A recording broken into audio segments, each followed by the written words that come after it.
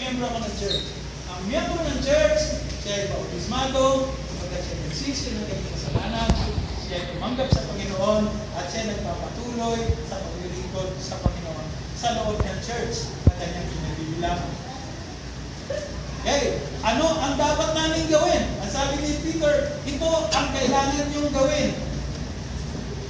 So kung hindi yan lumating sa isipan ninyo, no mga nakaraang panahon, narinig ninyo ngayon, you have to repent of your sins, you have to be baptized in the name of Jesus Christ.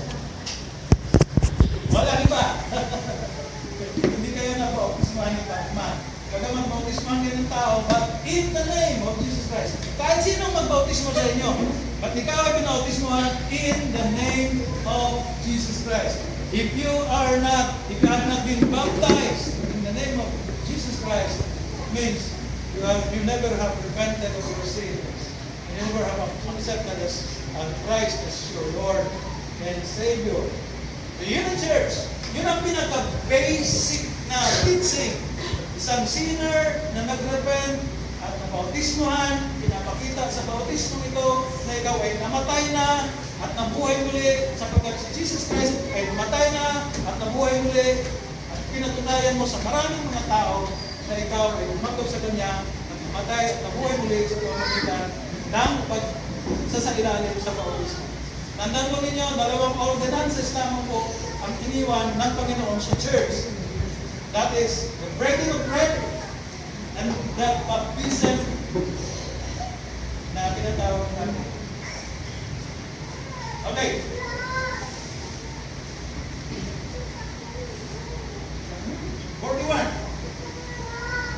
And they that gladly, sila na masayang tumanggap sa salita ng Diyos ay nabautismohan. Hindi po yung mabautismohan ka muna at saka mo tanggapin ang salita ng Diyos.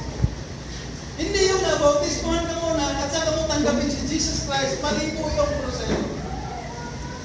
They that were gladly received the word, narinig nila ang pangangaral, naintindihan nila kung bakit kailangan silang bautismohan, naintindihan nila kung sa kaninong pangalan na kung kailangan bautismohan, naintindihan na lahat ng mga bagay na yun. Una, marinig muna ang salita ng Diyos.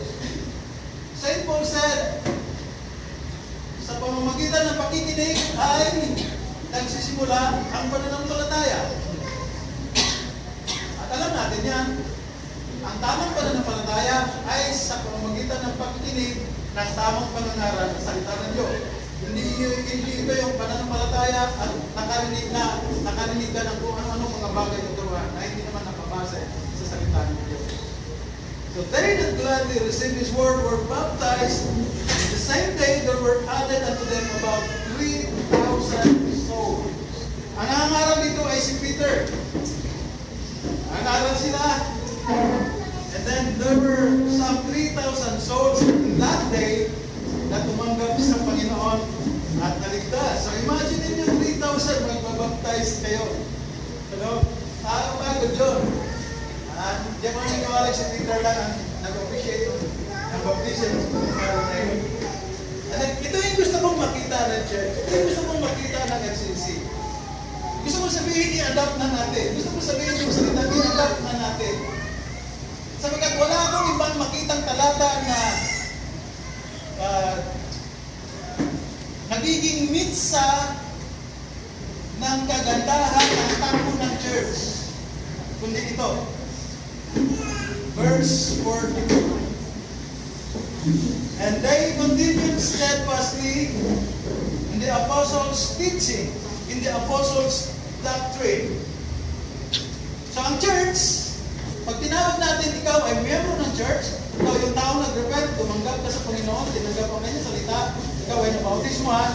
Ang tawag sa church na yun, this is the church of the saints. At ang church na yun, ay hindi nawawala ang kaligtasan. I'm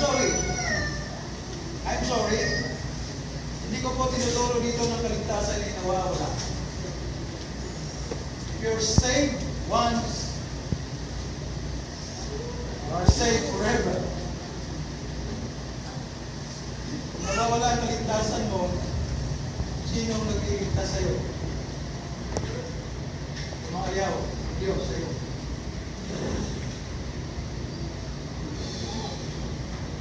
This church stayed. Yan ang sabi ng verse 42. They continued steadfastly. They continually devoting themselves into the apostles' teaching or apostles' doctrine. Na ibig sabihin doon, matama nilang pinag-aaralan yung mga katotohanan sa Biblia. Biblical truths reduce